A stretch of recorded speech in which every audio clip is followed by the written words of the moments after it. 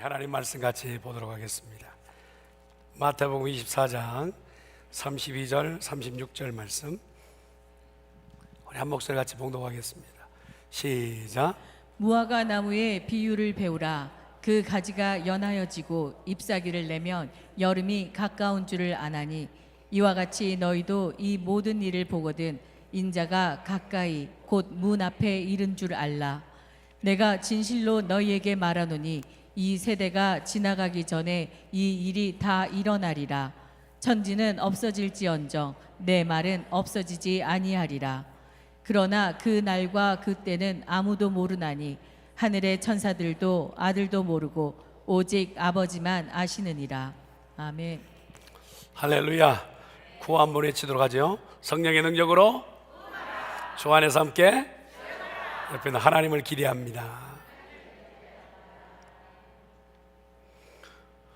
우리가 살아가면서 수많은 징조, 사인들을 보며 삽니다. 아침에 먹구름이 잔뜩 끼고, 그리고 좀 이렇게 어둡고 깜깜하다면 우리가 우산을 준비하고 나서게 되죠. 말하지 않아도 자연스럽게 무엇인가 보았기 때문에 그에 대한 대비를 하는 것입니다. 어떤 사람은 잔뜩 이렇게 흐리니까 핸드폰을 켜서 기후에 대한 예보를 쳐다보기도 하죠. 아, 비가 오겠구나, 몇 퍼센트 오겠구나, 그래서 준비하게 되죠. 봄이 되면 겨울철에 그렇게 차가운 바람을 맞았지만 나무 끝에 연두빛의 작은 잎사귀가 나올 때, 아, 봄이 되었구나. 주위에 있는 사람이 아직도 추운데? 라고 하더라도 나무 끝에 피어있는 작은 이파리 하나 때문에 봄을 보기도 합니다.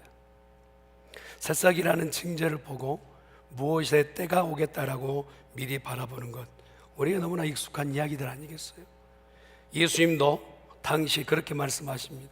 무화과 나무에 이렇게 연두빛 색깔의 작은 가지의 연한 모습을 보니까 이제 곧 무성해서 여름철이 되겠구나 라고 하는 그 말씀을 하시는 것을 얘기합니다. 왜 그 말씀을 하셨느냐? 세상 사는 동안 세상에 대한 계절은 감별하고 분별하는데 하나님의 그 구원사적 역사, 그리고 하나님이 역사의 운행자이신 그 역사의 계절은 파악하지 못하고 민감하지 못한 둔감한 성도들에 대한 예수님의 경고의 메시지인 것이죠. 세상에는 민감하지만 하나님께는 둔감하고, 그리고 하나님이 말씀하셨지만 그것을 귀담지 않는 세대, 이것이 바로 예수님이 이곳에 이 땅에 오셨을 때 백성들의 모습이었죠. 그러나 오늘 우리는 그 모습에서 전혀 다르다고 말할 수 없는 동일한 삶을 살고 있는 것이 사실입니다. 종말이란 단어는 성도들에게 상당히 불편하게 느껴지는 단어이기도 해요.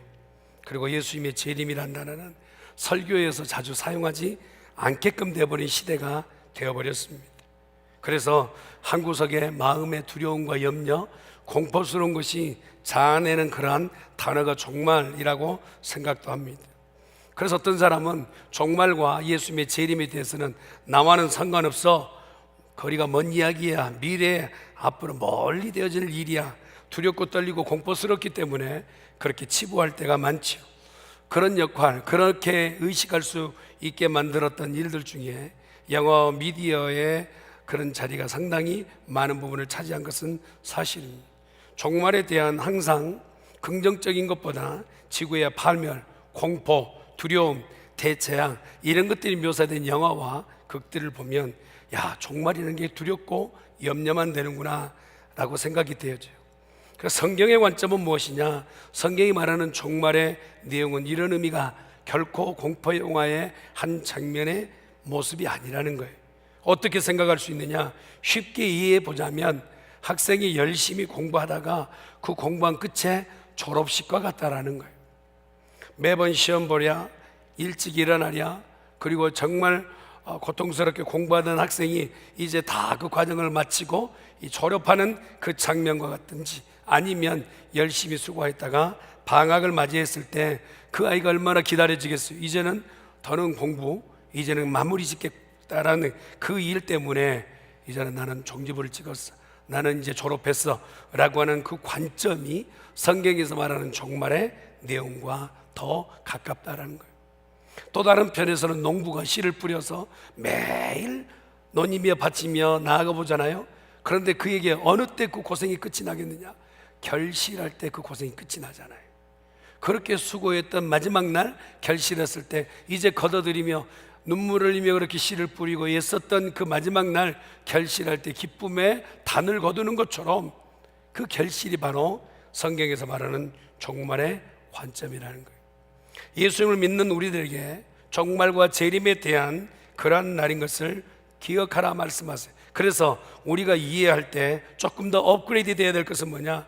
최고의 해방의 날이기도 하고 또한 완성의 날이 종말이다 이 말이에요. 여러분, 세상을 바라볼 때 원래 문제투성인 세상을 바라볼 때 거기에 문제 가운데서 휩쓸리지 않기 위해서 우리 어떻습니까? 유행을 같이 타기도 하고 경기에 대해서 예측해 보려고 하고 그 다음에 전망을 꾸려보기도 하고 또 미래에 대해서 불안하기 때문에 노후 준비까지 잘해요. 그런 과정 가운데서 세상에는 민감하지만 하나님께서 오늘 우리에게 주시는 오늘 말씀 가운데 보여주시는 변화무쌍한 세상에는 그렇게 민감하지만 하나님의 말씀 앞에서는 둔감한 우리들이 아닌가 다시 한번 새겨보라는 거예요. 왜 그러느냐? 33절의 말씀이기 때문에 그래요. 33절 말씀 같이 한번 보도록 하죠. 시작. 이와 같이 너희도 이 모든 일을 보거든 인자가 가까이 곧 문 앞에 이른 줄 알라. 여러분, 여기서 33절의 말씀을 보니까 문 앞이라는 단어를 기억해 보세요. 주님이 계시는데 어디 계시느냐?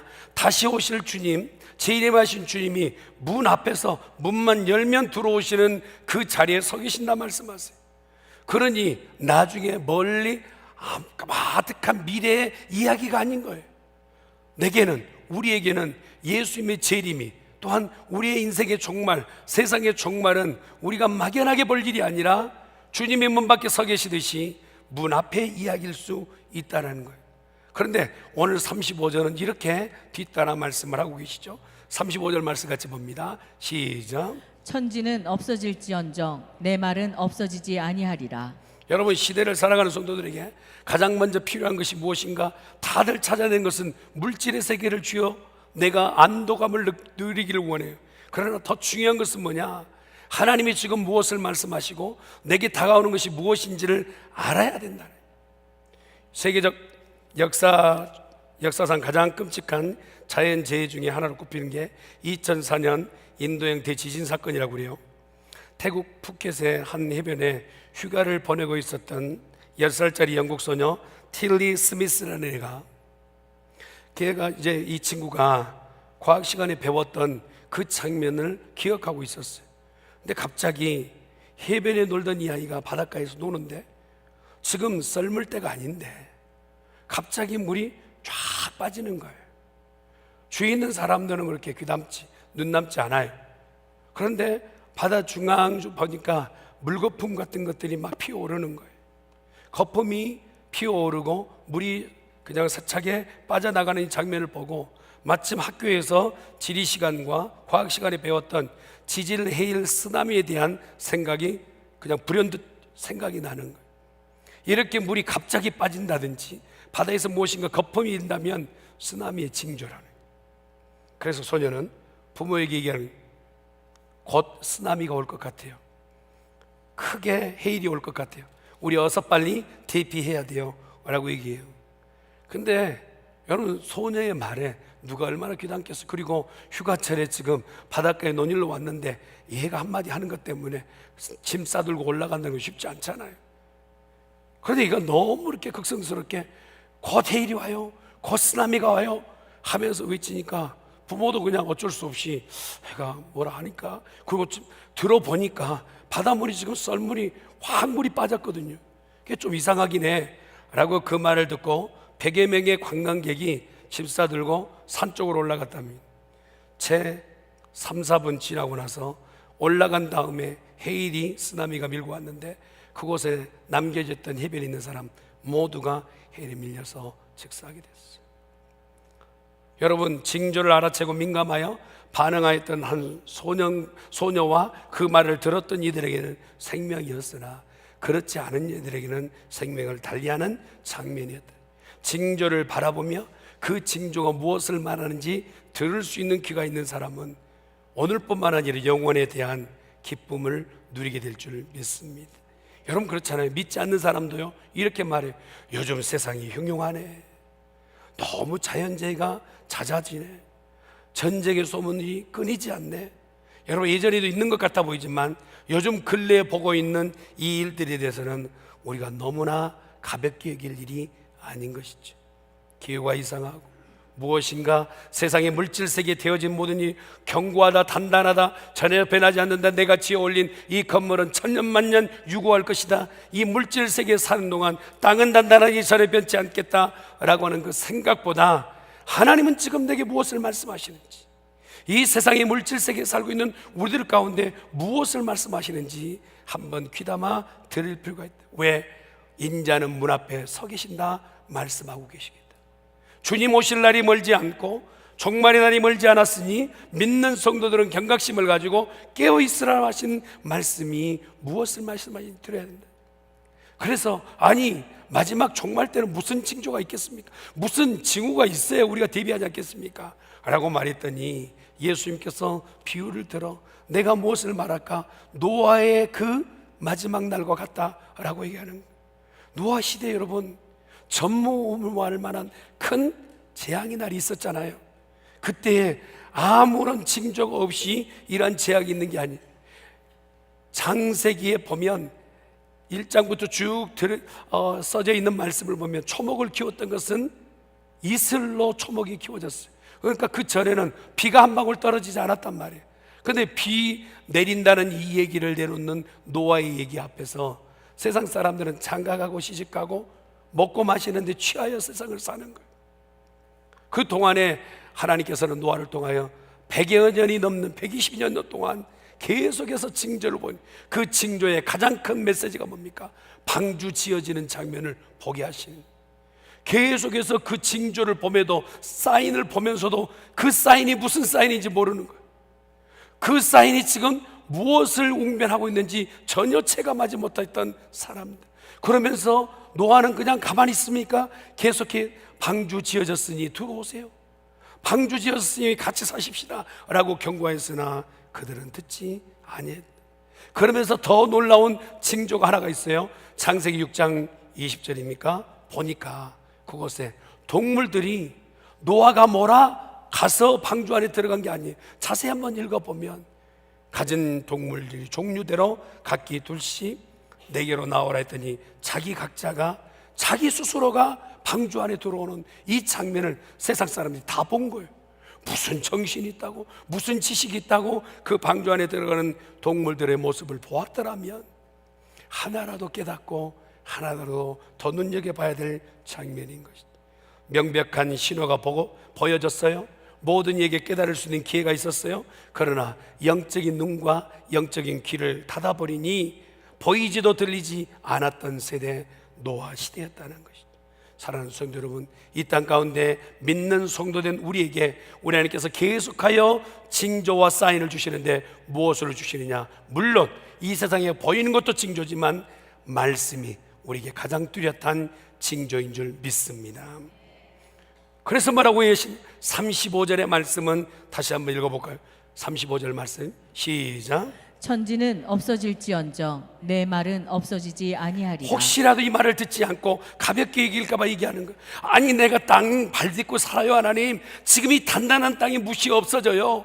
지금 내가 건물을 지어 올렸어요. 내가 살고 있는 지구가 이 모든 만상이 어떻게 사라진단 말이에요 라고 반론하지 말라는 거예요. 왜냐하면 이 땅에 있는 천지는 없어지려니와 내 말은 1.1핵도 사라지지 아니하리라. 믿으시면 아멘. 여러분 물질세계 영원한 것은 하나도 없어요. 우리 눈앞에 보여지는 모든 것들은 영원하지 않습니다. 그러나 우리 하나님의 말씀은 1mm도 좁아지지 않고 1mm도 깎이지 않는 살아있는 말씀인 줄 믿습니다. 세상에 많은 사람들은 오늘 또 이렇게 종말에 대한 얘기를 할 때마다 비아냥대요. 아이고 세상이 망한다고, 세상이 마지막 끝이 온다고, 믿는 사람은 영혼은 구원을 얻는다고 이렇게 조롱하는 이들에 대해서 베드로 후서는 이렇게 얘기해요. 베드로후서 3장 4절 말씀 보십시오. 시작. 이르되 주께서 강림하신다는 약속이 어디 있느냐? 조상들이 잔 후로부터 만물이 처음 창조될 때와 같이 그냥 있다 하니. 전사님 타이밍 맞추세요. 간이 그냥 떨어질 뻔했네. 사랑하는 성도 여러분, 세상이 처음부터 끝까지 영원히 있어 무슨 그런 소리를 해 하는 사람이 여기저기 있을 거라. 그러나 하나님은 분명히 세상은 사라지고 이 땅에 분명히 주님이 재림하신다 말씀하세요. 믿을 수 있기를 간절히 축원합니다. 그래서 천지는 없어질전정 내 말은 없어지지 않는다, 이 말씀이 오늘 우리 가운데 종말을 바라보면서 그런 마음이 있어요. 그래서 세상의 뉴스를 들을 때 두려운 마음이 들기도 하고 시선이 빼앗기기도 하고 이거 어떻게 되느냐라고 염려하기도 해요. 그러나 오늘 우리에게 또 다른 말씀이 있으니 36절 말씀 같이 보겠습니다. 시작. 그러나 그 날과 그때는 아무도 모르나니 하늘의 천사들도 아들도 모르고 오직 아버지만 아시느니라. 자, 오늘 들려주신 말씀 앞에 역사 속에 많은 사람들이요 몇 년, 몇 월, 몇 시라고 이렇게 해서 시한부 종말론자들이 있기도 했어요. 그런데 본문의 말씀을 내용을 보니까 두 가지를 우리가 추릴 수 있어요. 하나는 뭐냐? 재림의 날짜에 대해서 계산하여 이 날짜다라고 말하는 모든 것은 거짓이라는 거예요. 여러분, 제가 만약에 맨정스럽게 설교하지만 혹시라도 실수라도 주님 오신 날 내가 날짜를 합니다. 그러면 절대 여러분 제 말을 들으면 안 돼요. 할렐루야. 그 날과 그 시는 저도 몰라요. 오직 하나님만 아신 줄 믿습니다. 이것에 우리가 속아서는 안 돼요.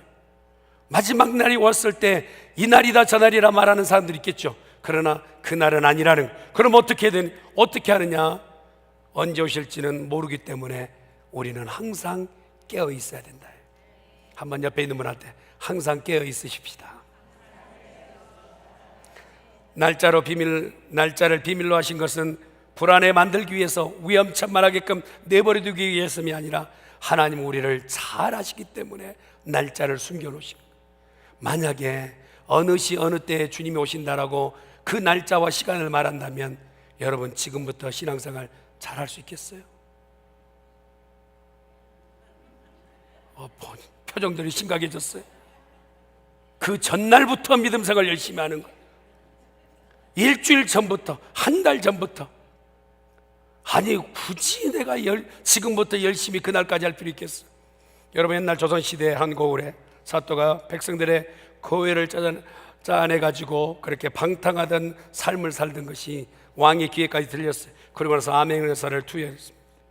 암행의사가 이제 이 지역에 온다라는 그 소문을 듣게 됐던 사또가 언제 오냐, 어디 오냐 수소문하기에 정말 혈안이 돼 있어요.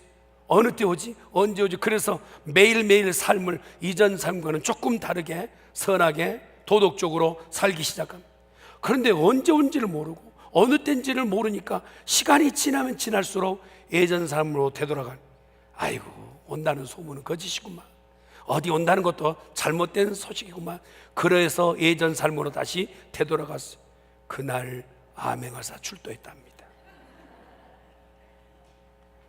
사랑하는 성도 여러분, 혹시 오늘일까 내일일까 조바심을 가지며 우리의 신앙생활 가운데서 경각심을 가지고 해야 되는데, 에이 쓸데없는 소리, 그냥 하는 소리라고 그렇게 치부하게 되면 우리는요 주님의 다시 오심을 준비하지 못하고 깨어있지 못하고 신앙에서 방탕한 삶을 살 수밖에 없어요. 날마다가 주님 오실 날을 준비하는, 문 앞에 서 계신 주님을 준비하는 성도 되기를 예수님으로 축원합니다. 그래서 오늘 본문의 말씀을 바로 이어서 예수님께서 예화를 말씀하신 거예요. 혹시 눈치 없어서 못 알아들을까 봐, 혹시 이 말씀이 무슨 말인지 전혀 구별하지 못할까 봐, 이 말씀이 혹시 흘러갈까 봐 내가 종말에 대해서 자주 말하지 않잖아. 그런데 이 말은 너무 중요하니까 혹시 잊어버릴까 봐 예수님이 다시 예화를 드시는데, 처녀 5이 있단다. 신랑을 맞이하는데 그 5의 처녀는 슬기롭고 5은 미련하단다 라고 얘기해요. 근데 그 5에 대해서 슬기로운 기점을 무엇을 얘기하냐면 다 기름은 있어요. 근데 슬기로운 5 처녀는 무엇을 준비했느냐? 여분의 기름을 준비하고 있었다니. 오늘 태울 기름 말고도 더 앞으로 쓸 기름, 언제가든지 준비되어 있는 그 기름이 준비된 그런 처녀를 5 슬기로운 처녀라 말씀하고 계시는 것이죠. 여러분, 오늘 우리 가운데 밤이 길고 어둡고 캄캄하고 언제일지 모르는 그 삶 가운데서 당장 오시지 않고 당장 못이 되지 않는 그것 때문에 믿음이 흔들리기도 하고, 또한 우리 가운데 상황과 여건 그것 때문에 넘어지기도 하지만 기억하십시오. 날마다 내 삶 가운데 준비될 것은 여분의 기름인 줄 믿습니다. 내 여분의 기름은 뭐냐? 매일 드리는 예배예요. 어제 드렸으니 오늘은 안 드려도 된다, 그게 아니에요. 오늘 내가 또 준비하고 방비해야 되는 거예요. 어제 드렸던 기도예요. 그저 드렸던 찬양이에요. 그 전에 드렸으니 나는 오늘 안 드려도 된다, 그것은 미련한 처녀란 말이에요. 여러분, 진정한 지혜롭고 슬기로운 처녀는 누구냐? 이제껏 해왔던 삶을 오늘 또 여전히 해가는 준비된 성도, 준비된 기름이 있는 성도인 줄 믿습니다. 주님의 제 이름을 준비하고 예배하는 기름이 있느냐? 믿음의 일상 가운데서 내가 매일매일 일상생활이 오늘 주님 오셔도 전혀 문제가 없는 성도로 살고 있느냐? 갑자기 주님 오셨을 때 아이고 어떡해요? 지금 오시면 안 되는데 라고 하는 그런 삶이냐? 주님 준비 다 됐습니다 하는 삶이냐? 저와 여러분에게 오늘이 마지막 날처럼 살아내는 복 있는 성도 되기를 예수님의 이름으로 축원합니다. 먼저 살다가 먼저 세상을 떠난 그런 가족들을 보니까요, 경고도 예고도 없더라고요. 그냥 마지막 일세 떨어듯이 생이 달리되어져. 우리가 매일매일 준비해. 그래서 유명한 말 있잖아요. 내일 지구의 종말이 올지라도 나는 오늘 한 그루의 사과나무를 심겠다. 성경 말씀은 아니도 할렐루야. 누가 얘기했는지 아시잖아요. 17세기에 스피노자가 말한 것 같지만 그 전에 15세기에 루터가 얘기했던 얘기죠. 여러분, 신앙 안에서 우리가 사는 동안 내일 종말이 온다 할지라도 나의 삶 가운데 여전한 것, 하나님이 가장 기뻐하는 것, 그걸 준비하고 하루하루를 살아내는 그런 성도가 되어야 돼요. 왜냐하면 그날과 그 시는 아버지만 알고 계시니까. 아멘. 누구도 알지 못하기 때문에 우리에게 매일매일이 최고의 가치로 살아내는 성도 되기를 예수님 이름으로 축원합니다.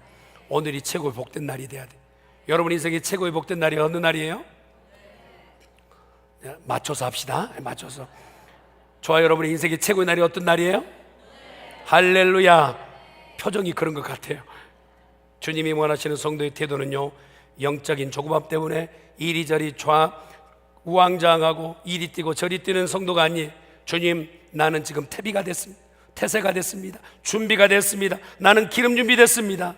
얄팍한 신앙 가운데서 이리 엎어지고 저리 자빠지는 신앙이 아닌, 주님, 나는요 내 마음에 주님이 언제든지 오셔도 될 만한 준비가 되어 있는 상태입니다. 세상 흔들려도 내 믿음 흔들리지 않습니다 하는 성도가 되어야 될 줄 믿습니다.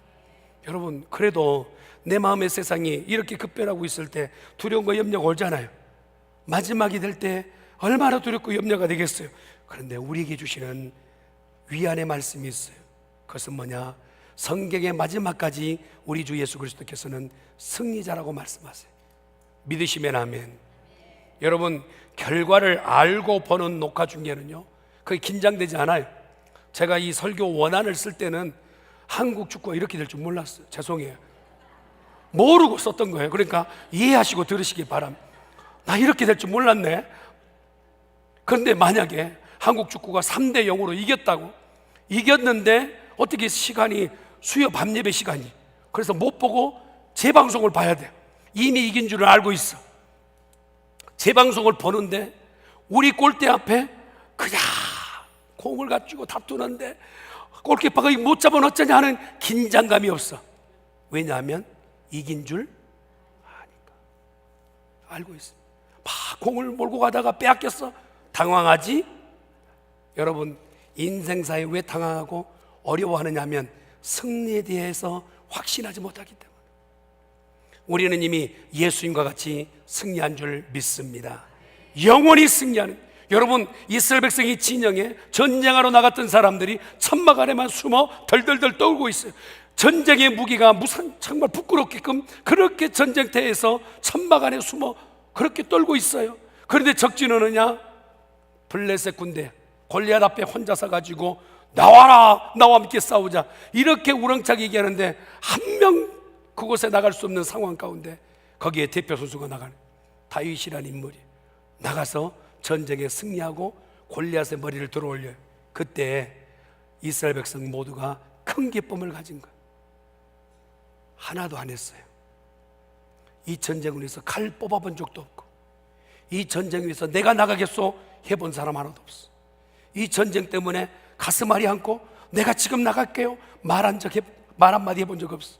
그런데 나 대신에 대신하여 나갔던 그 한 사람 때문에 이스라엘 진영에는 승리가 선포됐어요. 우리는 인생 가운데 조마조마하고 두려워서 염려 가운데 내 천막 안에 숨을 수 있어요. 이 재앙 때문에 나는 얼마나 두려운가, 이 문제 때문에 나는 얼마나 지금 힘겨운가 하며 천막 안에 덜덜덜 떨고 있다 할지라도 우리 안에 대표 선수가 계시니 그가 나가 사망의 권세까지 깨어보시는 우리 주 예수 그리스도 때문에 우리는 영원히 승리할 줄 믿습니다.